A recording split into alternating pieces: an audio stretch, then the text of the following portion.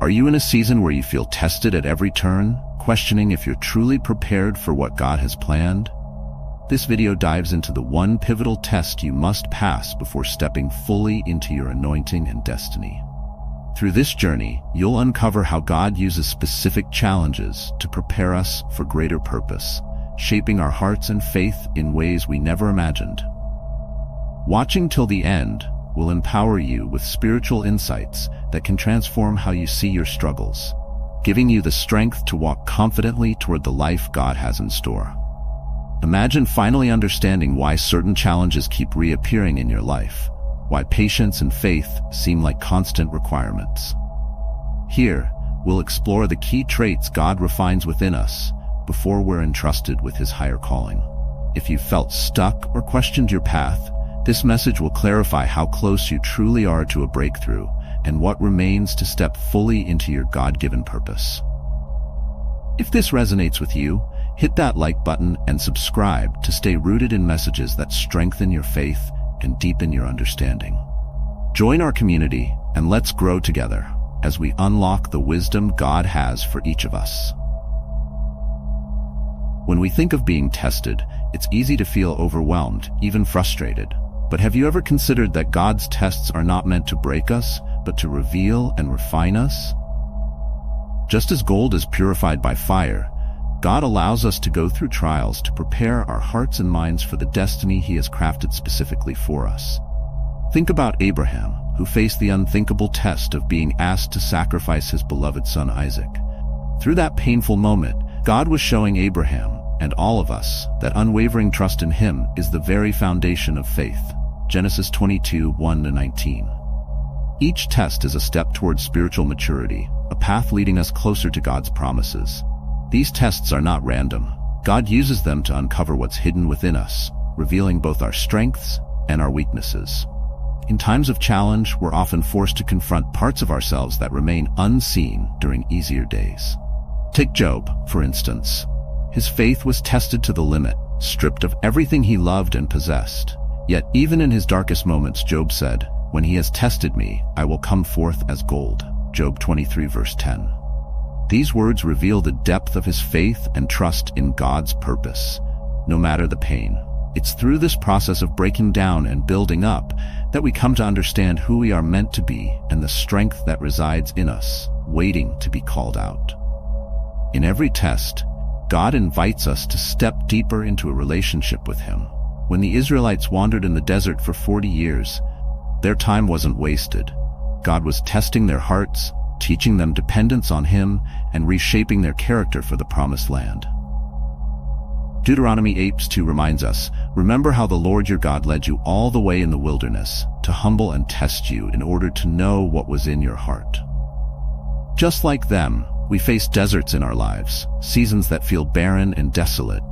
But it's here that we learn to lean on God alone, shedding the distractions and building a faith that will carry us through anything.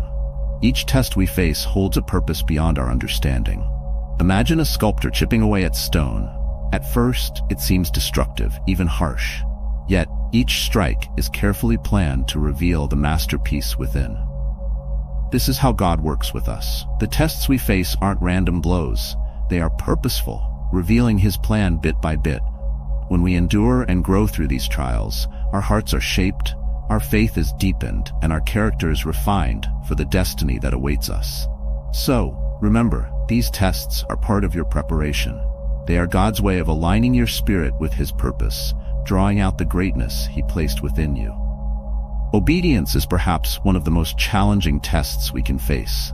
It's the moment when we have to choose between our own desires and God's will, a decision that often defies logic and feels deeply uncomfortable. Picture the prophet Jonah, who was instructed by God to go to Nineveh, a city he despised. Instead of obeying, he ran in the opposite direction, boarding a ship to Tarshish to escape God's call. Yet God pursued him even in his disobedience, sending a storm and a great fish to turn Jonah's heart back toward Him. Jonah 1:1-17. This story shows us that God's tests of obedience aren't about control. They're about aligning us with His divine purpose, no matter how uncomfortable it may seem. But why does God test us in this way? Because in obedience, we demonstrate our trust and surrender to His wisdom, even when we don't fully understand His plan. Abraham's story is another powerful example. When God asked him to sacrifice his only son, Isaac, it was a command that cut against every promise God had made to him. Yet Abraham's faith led him to obey without question. At the very last moment, God intervened, sparing Isaac and blessing Abraham, saying, "Because you have done this and have not withheld your son, your only son, I will surely bless you." Genesis 22, verse 16 to 17. This test wasn't about Isaac, it was about Abraham's heart and his willingness to place God above all else. Obedience often means stepping into the unknown, letting go of our own plans and embracing the unexpected. Just as Jesus called his disciples to drop their nets and follow him, he calls us to let go of the familiar, to pursue a life led by faith. Imagine the sacrifice it took for those men to abandon their livelihoods, their families, and everything they had known. They didn't have answers or guarantees, yet their obedience led to a life of purpose, one that continues to impact the world 2,000 years later. In the same way, God calls us to follow him without knowing where he'll lead, trusting that every step, no matter how uncertain, is a step closer to his purpose for us. The test of obedience is deeply personal. It touches the things we hold closest, our security, our dreams, and even our relationships. God doesn't demand obedience to control us. He asks for it to transform us. In our willingness to submit, we shed the need to understand everything, learning to trust in his greater wisdom. This surrender is not a loss. It's the beginning of a divine partnership, one where we move in harmony with his perfect will. When we obey, even in the smallest things, we unlock blessings that go beyond what we could imagine, as God sees our faith and rewards our loyalty. Obedience is perhaps one of the most challenging tests we can face. It's the moment when we have to choose between our own desires and God's will, a decision that often defies logic and feels deeply uncomfortable. Picture the prophet Jonah, who was instructed by God to go to Nineveh, a city he despised. Instead of obeying, he ran in the opposite direction, boarding a ship to Tarshish to escape God's call. Yet God pursued him even in his disobedience, sending a storm and a great fish to turn Jonah's heart back toward him. Jonah 1:1-17. This story shows us that God's tests of obedience aren't about control. They're about aligning us with his divine purpose, no matter how uncomfortable it may seem. But why does God test us in this way? Because in obedience, we demonstrate our trust and surrender to his wisdom, even when we don't fully understand his plan. Abraham's story is another powerful example. When God asked him to sacrifice his only son, Isaac, it was a command that cut against every promise God had made to him. Yet Abraham's faith led him to obey without question. At the very last moment, God intervened, sparing Isaac and blessing Abraham, saying, "Because you have done this and have not withheld your son, your only son, I will surely bless you." Genesis 22, verse 16-17. This test wasn't about Isaac, it was about Abraham's heart and his willingness to place God above all else. Obedience often means stepping into the unknown, letting go of our own plans and embracing the unexpected. Just as Jesus called his disciples to drop their nets and follow him, he calls us to let go of the familiar, to pursue a life led by faith. Imagine the sacrifice it took for those men to abandon their livelihoods, their families, and everything they had known. They didn't have answers or guarantees, yet their obedience led to a life of purpose, one that continues to impact the world 2,000 years later. In the same way, God calls us to follow him without knowing where he'll lead, trusting that every step, no matter how uncertain, is a step closer to his purpose for us. The test of obedience is deeply personal. It touches the things we hold closest, our security, our dreams, and even our relationships. God doesn't demand obedience to control us. He asks for it to transform us. In our willingness to submit, we shed the need to understand everything, learning to trust in his greater wisdom. This surrender is not a loss.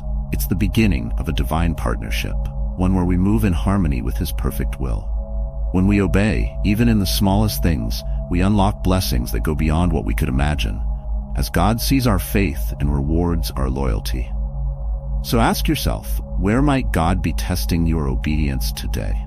Is there something you're holding on to that he's asking you to release? Remember, every step of obedience is a step towards freedom, purpose, and his promises. In obeying, you're not just following his command, you're stepping into the life he has uniquely designed for you. Perseverance is forged in the moments when giving up seems like the easier path. The truth is, pressure has a way of exposing our true character, and in God's hands, it becomes a tool for refining and strengthening us. Think of Joseph, a young man betrayed by his own brothers and sold into slavery, only to later be falsely accused and thrown into prison. Joseph had every reason to grow bitter, every reason to lose faith. But even in the darkest cell, he held on to God's promises, enduring each hardship with unwavering trust. Years later, Joseph would rise to become the second most powerful man in Egypt, declaring to his brothers, "You meant evil against me, but God meant it for good." Genesis 50:20. His perseverance under pressure prepared him for a destiny greater than he could have imagined. God doesn't promise a life free from struggles. He promises strength to endure them. The Apostle Paul knew this well, facing persecution, imprisonment, and suffering for the sake of the gospel. In one of his letters, he boldly proclaimed, "We are hard-pressed on every side, but not crushed, perplexed, but not in despair, persecuted, but not abandoned, struck down, but not destroyed." 2 Corinthians 4, verse 8-9. Paul's words remind us that through Christ, we are given resilience beyond what we might feel capable of. Persevering isn't about ignoring the pain or pretending the struggle isn't real. It's about finding strength in God's presence, knowing that He's with us in every storm, empowering us to rise above each challenge. Pressure is not meant to break us, but to reveal the strength God has already placed within us. Think about how diamonds are formed. Under intense heat and pressure, common carbon becomes something rare and valuable. Similarly, God uses seasons of difficulty to shape us into who we're meant to be, bringing forth qualities we didn't know we possessed. When the Israelites stood before the seemingly impossible walls of Jericho, they had to march in silence, circling the city for days under God's instruction. They could have questioned, doubted, or given up, but their perseverance led to a miraculous victory when the walls finally fell. Joshua 6:1-20. Sometimes, God calls us to keep moving forward, even when we don't yet see the breakthrough. In these moments of pressure, God invites us to lean into Him, to trust that He is working, even when it feels like we're standing still. He knows the burdens we carry and the weight we feel. And while we might want the struggle to end quickly, God often allows it to last just long enough to build in us a resilience that will sustain us for the road ahead. Just as steel is tempered through repeated heating and cooling, our faith grows stronger as we endure and overcome life's trials. Each battle we face strengthens us, teaching us patience, endurance, and the ability to hold on to hope even in the face of adversity. So if you're in a season of pressure, remember that you're not alone. God is right there with you, using every challenge to shape you, to refine you, and to prepare you for what's to come. Hold on, stay faithful, and let this season build within you a strength that can only come from God.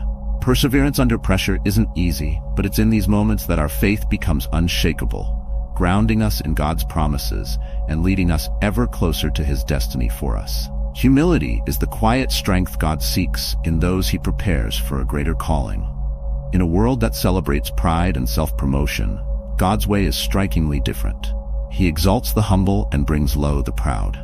One of the clearest examples of this is Moses, a man who began his life in a palace only to spend 40 years in the desert as a shepherd.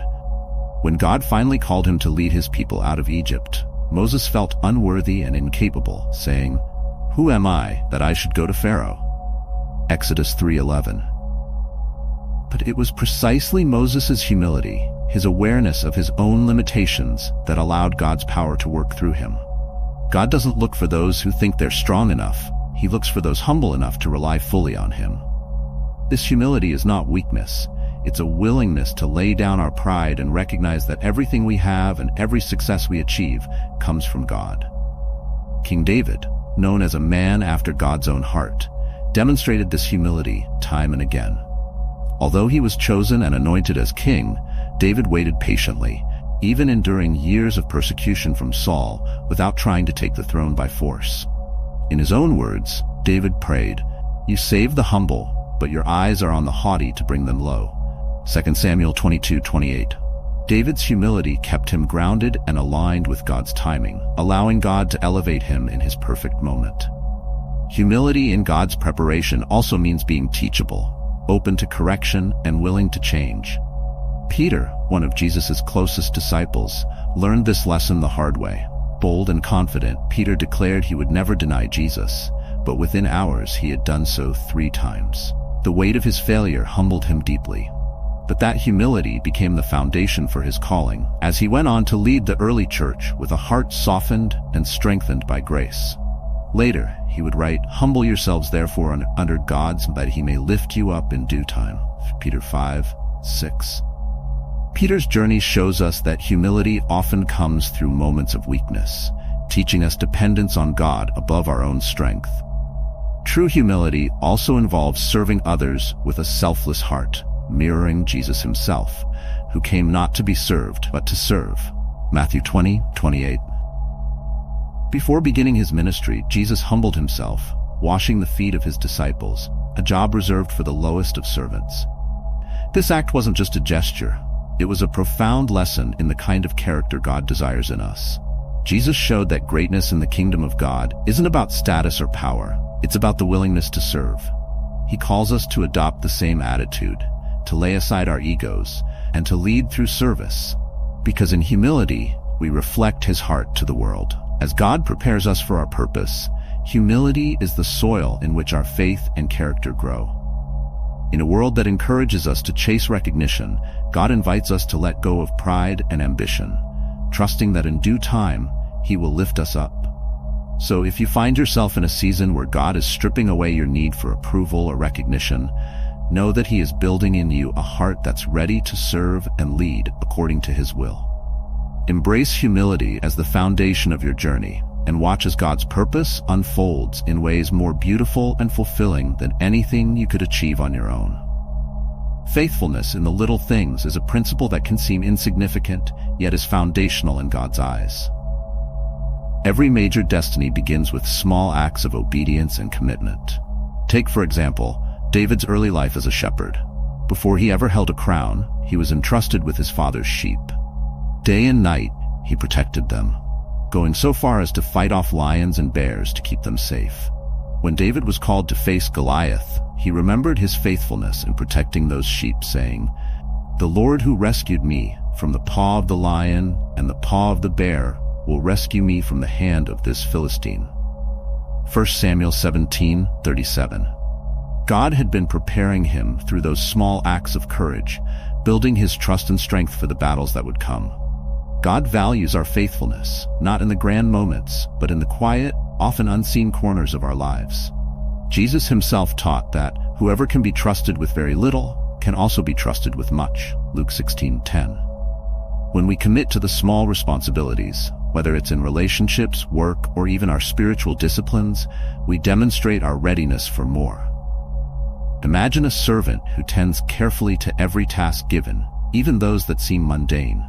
God sees the heart behind every action and values our diligence, knowing that those who are faithful with little can handle the weight of greater callings.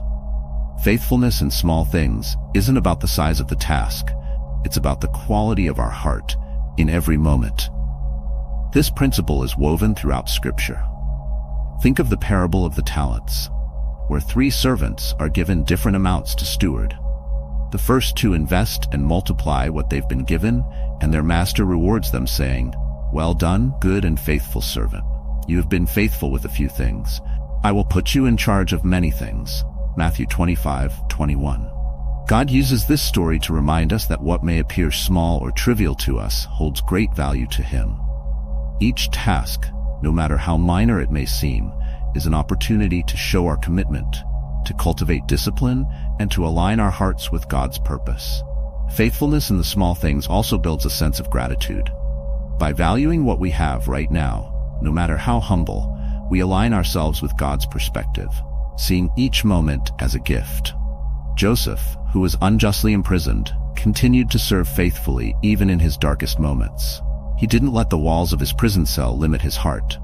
Instead, he helped interpret the dreams of fellow prisoners, And eventually, this small act of service led to his rise as a leader in Egypt, Genesis 40-41. God noticed his faithfulness in the midst of adversity, transforming his trials into a testimony of resilience and divine purpose. So as you journey toward God's calling, remember that he is watching how you handle the small things today. Every act of faithfulness is like a seed planted, growing into something far greater than we can imagine.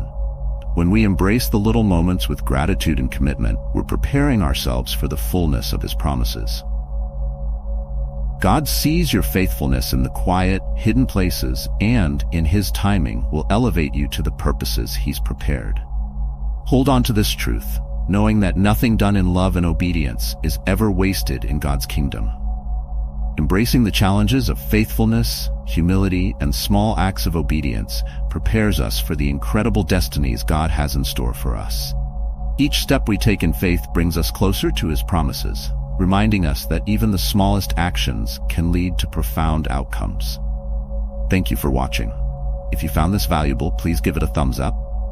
Subscribe to our channel and don't miss our next video. Your journey toward divine purpose starts here.